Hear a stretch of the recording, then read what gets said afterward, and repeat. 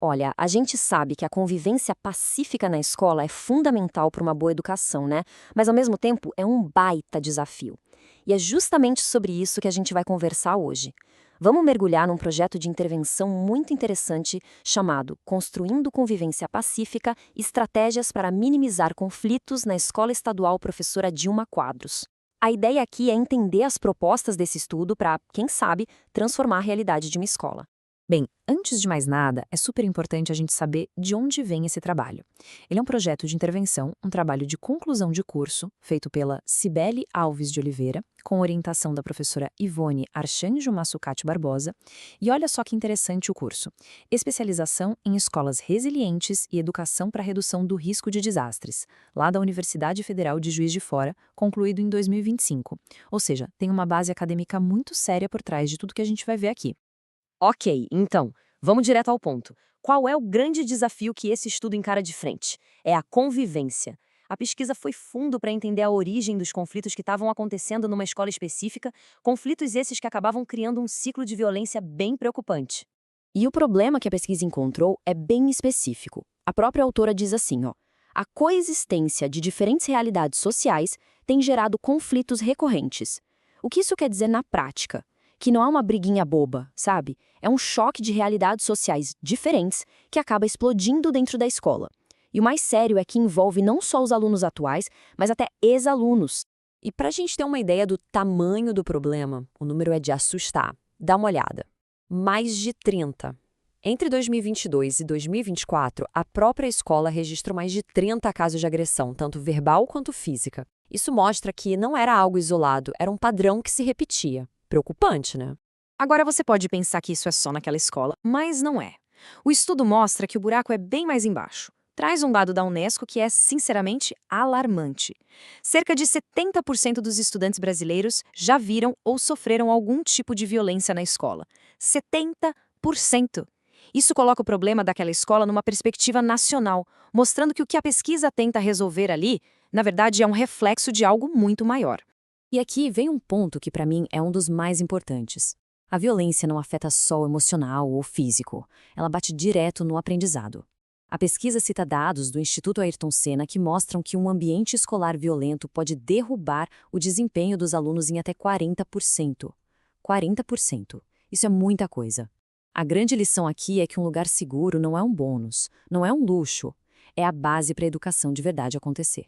Beleza, já entendemos o tamanho do problema e as consequências. Mas como é que se investiga uma coisa tão complexa assim? É o que a gente vai ver agora na metodologia da pesquisa. A pergunta é essa, né? Como é que a gente consegue entender um problema com tantas camadas? Não dá para ter uma resposta fácil. Você precisa de um método de investigação muito bem pensado, muito cuidadoso, para conseguir chegar lá na raiz da questão. E a resposta da pesquisadora está bem resumida aqui nesse fluxograma. Ela não usou uma ferramenta só. Ela fez o que a gente chama de abordagem de métodos mistos, ou seja, combinou várias técnicas.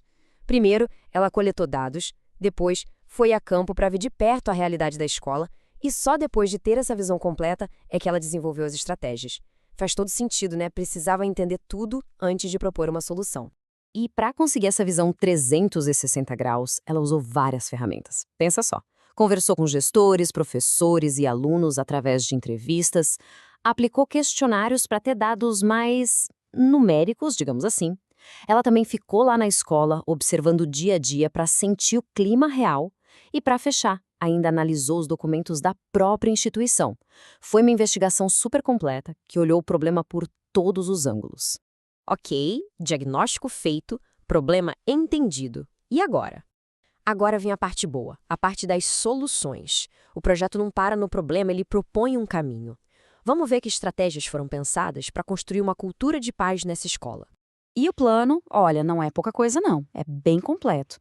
Não tem uma bala de prata, sabe? São 7 estratégias que se complementam. Tem mediação de conflitos, atividades integrativas, educação socioemocional, acompanhamento psicológico, parceria com a família, até mesmo políticas internas e o protagonismo juvenil. É um plano bem robusto.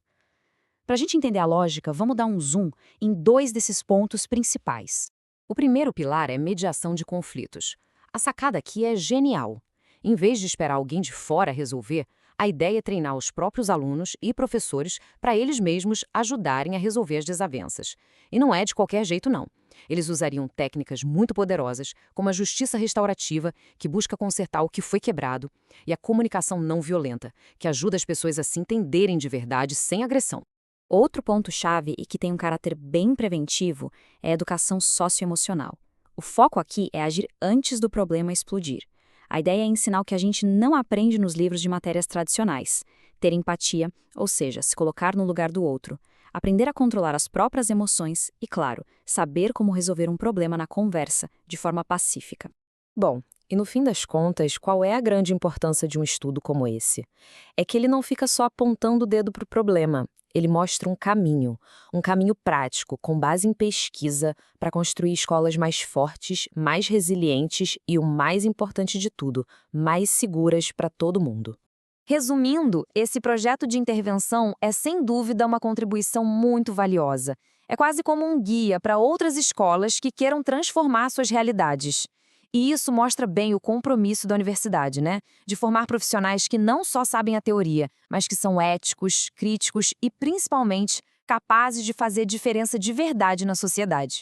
E aí, essa análise ajudou a clarear as ideias? Se sim, fica o convite para seguir nosso canal, deixar uma curtida e, claro, compartilhar esse conteúdo. Levar pesquisas importantes como essa para mais gente é essencial para que outras escolas possam se inspirar e também encontrar seus caminhos para um ambiente mais pacífico. Para a gente fechar, um aviso importante. Esse conteúdo é uma síntese automatizada que foi criada com o apoio de inteligência artificial, sempre com base no projeto de pesquisa original. Muito obrigado pela atenção.